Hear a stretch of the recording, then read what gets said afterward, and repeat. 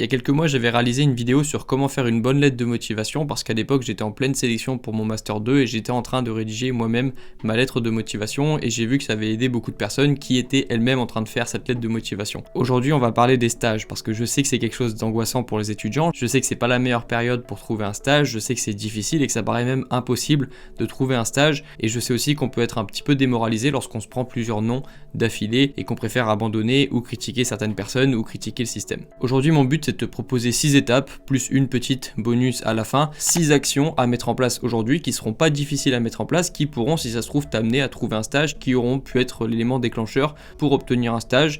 que ce soit dans quelques mois, que tu sois obligé d'avoir un stage et de trouver un stage pour ton M2 ou pour ton M1,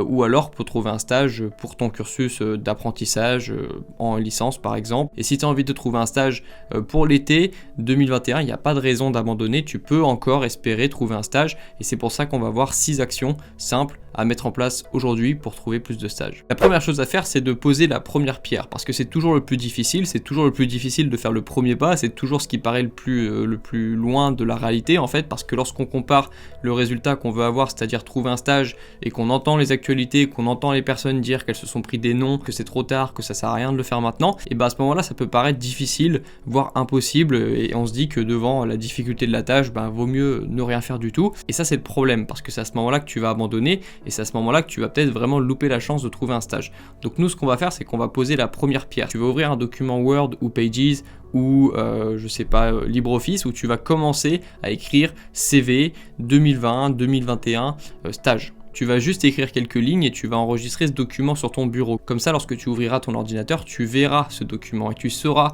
qu'il faudra que tu le complètes. Et tu sauras que lorsque tu auras complété ce document, ton CV en l'occurrence, tu auras plus de chances de trouver un stage. Si tu manques d'inspiration pour trouver un CV, je te conseille d'aller sur LinkedIn parce que tu vas en voir beaucoup qui vont passer. On reparlera de LinkedIn plus tard dans cette vidéo, mais je te conseille d'aller voir ce réseau social parce qu'il y a énormément de CV qui circulent, qui se ressemblent à peu près tous et qui vont te donner des exemples de à quoi ressemble un CV d'étudiant en droit,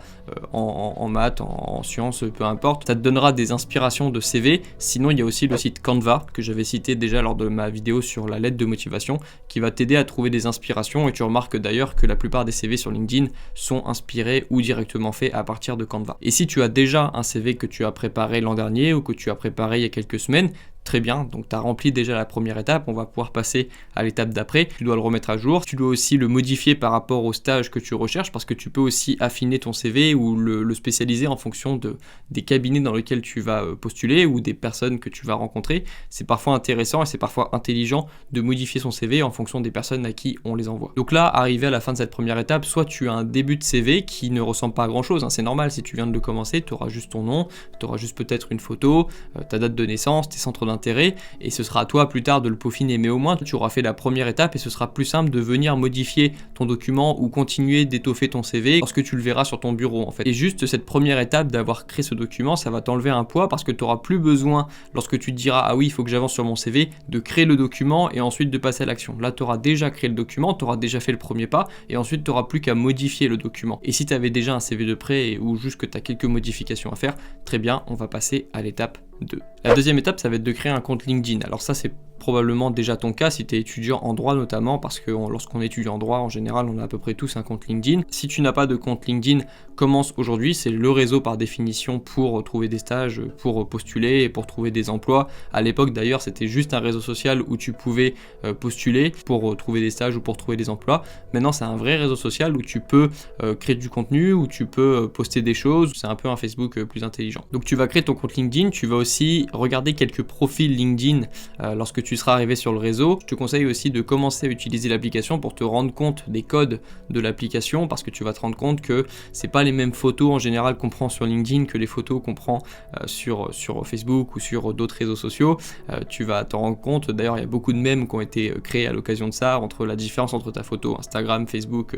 Twitter, c'est vrai que c'est différent. Sur LinkedIn en général tu es plus professionnel, tu as parfois des photos en noir et blanc, je te laisse regarder ça, mais en fonction de si tu postules dans un environnement plus ou moins professionnel ou plus ou moins traditionnel, regarde les codes et essaye de t'approprier les codes pour ta photo, pour ton profil et pour ton CV. Pour la troisième étape, on va faire une petite pause ensemble, on va dédramatiser un petit peu la situation parce que la plupart des personnes dramatisent la situation. Je voudrais m'adresser rapidement aux étudiants de M2 ou aux étudiants qui ont obligation de trouver un stage comme c'est mon cas cette année. Je voudrais qu'on dédramatise un petit peu parce que faut comprendre que évidemment qu'il y a moins d'offres et qu'il y a autant de demandes que les années précédentes. Donc évidemment que c'est plus difficile de trouver des stages. Mais à titre personnel, je vois pas des professeurs, je sais pas, sanctionner des élèves parce qu'ils n'ont pas trouvé de stage cette année. Je vois pas des professeurs obligés à un redoublement ou je ne sais quoi à cause d'un stage qui n'aurait pas été validé parce que impossibilité de trouver un stage. À la limite, je peux imaginer des professeurs demander à des élèves de justifier le fait qu'ils n'aient pas trouvé de stage en demandant des preuves de recherche de stage, etc. Je vois pas des professeurs et des universités vraiment appliquer des sanctions lourdes aux étudiants qui n'auraient pas trouvé de stage. Je sais que en général en M2, pour nous dans les universités, c'est souvent arrivé d'avoir des étudiants qui ne trouvent pas de stage et qui du coup vont faire un mémoire à la place. Même s'ils avaient déjà un mémoire ou un mini-mémoire à rendre, en général on trouve une solution, c'est-à-dire qu'on va remplacer un stage par un mémoire. Et je pense que ce sera la solution la plus appropriée pour certains étudiants qui avaient obligation de trouver un stage mais qui n'ont pas pu en trouver un. Moi je pense quand même que la plupart des étudiants vont trouver des stages parce que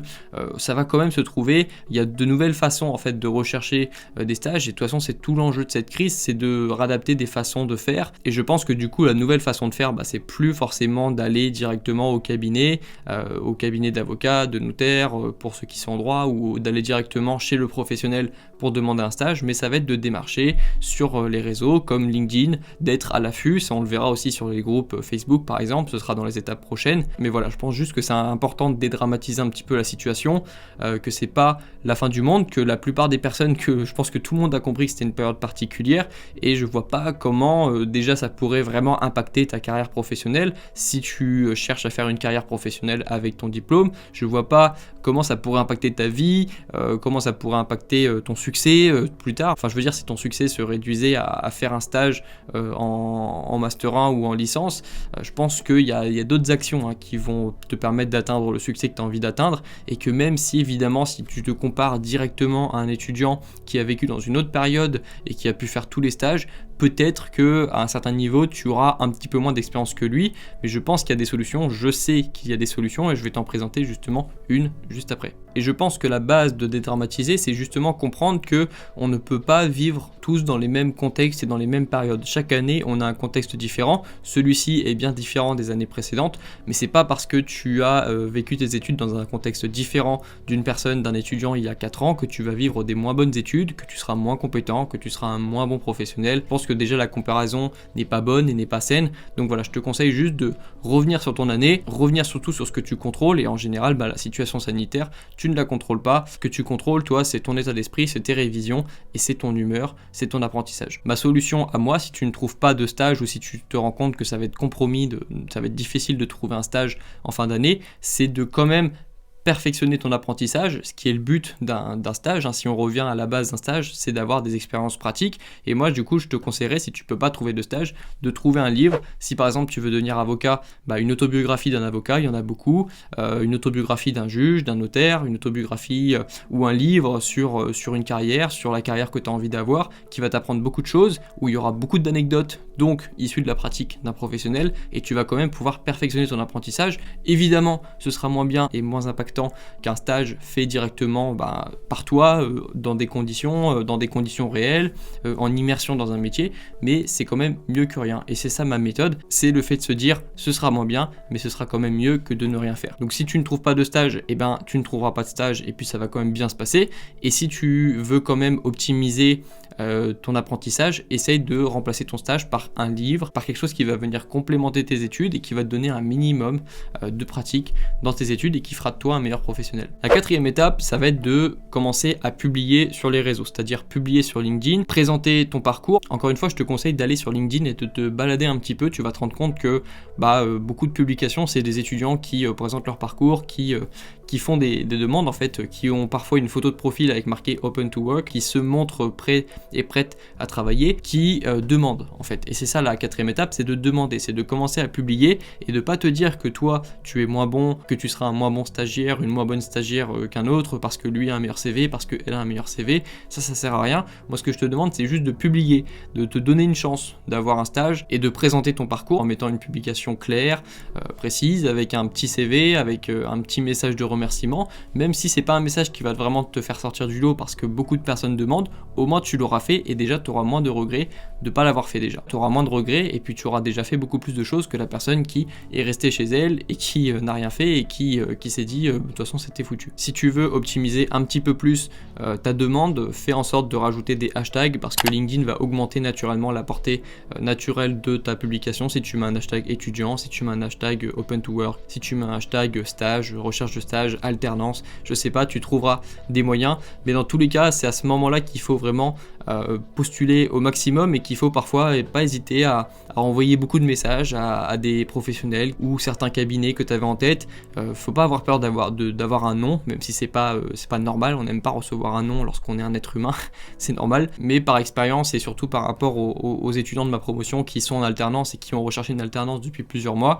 je sais qu'en général ils ont joué les chiffres, ils ont joué à celui qui avait le plus de non en gros jusqu'à avoir un oui, et c'est en général en demandant à beaucoup de personnes qu'on trouve quand même un oui, qu'on reçoit un oui et qu'on peut trouver le stage ou l'alternance qu'on désirait. La cinquième étape, ça va être de rajouter encore plus de chances, de te donner encore plus de chances en étant un petit peu un renard des réseaux, c'est-à-dire que tu vas aller sur Facebook, tu vas aller sur des groupes Facebook. Si tu veux trouver un stage chez un avocat, par exemple, tu vas suivre des comptes juridiques d'avocats. Il y en a. Il y a aussi parfois l'université qui t'adresse directement sur ta boîte mail d'étudiant des offres de poste, d'alternance ou de stage. Tu peux aussi directement demander à tes professeurs s'ils n'ont pas des contacts, s'ils n'ont pas des connaissances qui proposeraient des stages, qui proposeraient des alternances. Tu te rendras compte que la plupart en ont, mais n'en parlent pas forcément à l'université, n'en font pas quelque chose d'officiel. Mais en général, comme ces professeurs ont des contacts professionnels, ils ont souvent des professionnels qui leur demandent au cas où s'ils n'ont pas un étudiant ou deux qui pourrait devenir un stagiaire ou une alternante, un alternant. Et en général, si tu envoies des messages à tes professeurs, tu vas recevoir une réponse négative ou positive, mais au moins tu seras fixé. Parfois tu n'auras pas de réponse du tout, mais c'est pas grave, l'important c'est de contacter, l'important c'est de démarcher, c'est de jouer les chiffres jusqu'à avoir une réponse positive. Donc pourquoi pas, essaye, ça va pas te retirer quoi que ce soit, ça va pas te mettre sur une liste rouge d'envoyer un message à tes professeurs pour leur demander s'ils n'auraient pas eu une offre de stage. Moi je trouve ça même bien et je trouve ça même entreprenant, et si j'étais un professeur, moi je le verrais d'un bon oeil. Mais je suis pas professeur. Pour les étudiants en droit, il y a un compte juridique qui s'appelle Robe Noire qui propose des podcasts, avec qui d'ailleurs j'avais fait un podcast il y a bientôt presque un an. Il y a plusieurs comptes juridiques qui proposent régulièrement en story des offres de stage, tu vois, et donc pour être au courant, évidemment, il faut suivre un petit peu, il faut être abonné à plusieurs comptes. C'est ça aussi l'avantage des réseaux sociaux. Alors évidemment ça va vite, évidemment parfois c'est qu'une seule story et il faut être rapide, mais c'est ça le but, c'est un petit peu d'être un renard des réseaux, d'être un renard des surfaces comme on dit. Tu peux évidemment jouer avec le réseau, mais tu peux aussi te créer un réseau, et c'est comme ça qu'on crée un réseau au début, c'est en étant à l'affût, en se faisant un nom, en partageant quelque chose sur les réseaux sociaux, quelque chose d'utile, de positif, ou juste en suivant des comptes et en se tenant un petit peu de l'actualité, cette fois-ci sociale, de l'activité de certains comptes juridiques, que tu pourras trouver le stage que tu recherches. Ça, c'était la cinquième étape. La sixième étape, c'est une petite étape de motivation, c'est de ne pas t'arrêter avant d'avoir au moins 50 noms, ou alors 10 noms, ou alors 100 noms. Moi j'irais même jusqu'à 100 noms, c'est-à-dire que tu ne t'arrêtes pas tant que tu n'as pas obtenu au moins 100 noms, N-O-N, au sens de refus, parce que la plupart des étudiants demandent à 5-6 personnes, font parfois même les fines bouches en demandant certains types de cabinets, et lorsqu'ils ne l'ont pas, ils disent tant pis, c'est de la faute du système ou du cabinet. Je pense pas que ce soit la meilleure façon de voir les choses, et je pense qu'il faut se dire, tant que j'aurai pas un certain nombre de noms, j'abandonnerai pas, parce que parfois le oui il arrive après 7-8 noms, parfois il arrive après 49-48 noms, parfois il arrive après le centième nom. Il faut jouer les chiffres, encore une fois, et il faut se dire dans la tête qu'on se fixe un objectif de nom, et tant qu'on n'a pas atteint ce nombre de noms, on n'arrête pas. C'est d'ailleurs ce que j'ai fait avec ma chaîne YouTube au début, lorsque je galérais et que j'avais peu d'audience et peu de réactions sur mes vidéos, je m'étais dit que j'arrêterais pas tant que j'aurais pas fait au moins 100 vidéos, tu vois, donc c'est un principe que j'applique dans tout, et lorsque je rechercherai mon stage, j'appliquerai ce principe aussi, et je l'applique dans beaucoup d'autres choses de ma vie. Je n'arrête pas tant que je n'ai pas au moins échoué 100 fois. Et l'astuce bonus que j'avais trouvé juste juste au début de cette vidéo que j'avais pas du tout prévu, mais c'est de m'envoyer un message sur LinkedIn ou de me taguer sur votre publication ou de trouver un moyen de me faire parvenir votre publication LinkedIn que vous aurez fait suite à cette vidéo, ou alors si vous avez déjà une publication LinkedIn, de trouver un moyen de m'identifier dessus et j'essaierai de la liker ou de la repartager dans la mesure du possible, parce que j'ai la chance d'avoir un petit réseau sur LinkedIn et je pense que je peux vous apporter un petit peu plus de visibilité. Essayez, identifiez-moi. C'est plus simple pour moi de répondre sur LinkedIn que sur Instagram par exemple, donc en général je peux être plus accessible sur LinkedIn en effet. Donc identifiez-moi, envoyez des messages, essayez de trouver un moyen de parvenir à moi et j'essaierai de faire en sorte de vous apporter un peu plus de visibilité. Ça c'était la petite astuce bonus pour ceux qui regardent les vidéos jusqu'à la fin. Voilà, je te mets un résumé des 6 étapes qu'on a vues aujourd'hui. Si tu suis ces 6 étapes, tu auras déjà un début de CV ou même un CV complet et à la fin tu auras ton stage et tu seras content. Et si tu l'as pas, encore une fois, on dédramatise, c'est pas si grave que ça. Si la vidéo t'a plu, laisse un like, abonne-toi à la chaîne pour qu'on soit bientôt 20 000, pourquoi pas. Écris-moi en commentaire si tu as des questions à me poser. Et puis sinon, on se retrouve très bientôt dans la prochaine vidéo. Bon courage dans tes projets, bon courage dans tes révisions, et puis à la prochaine.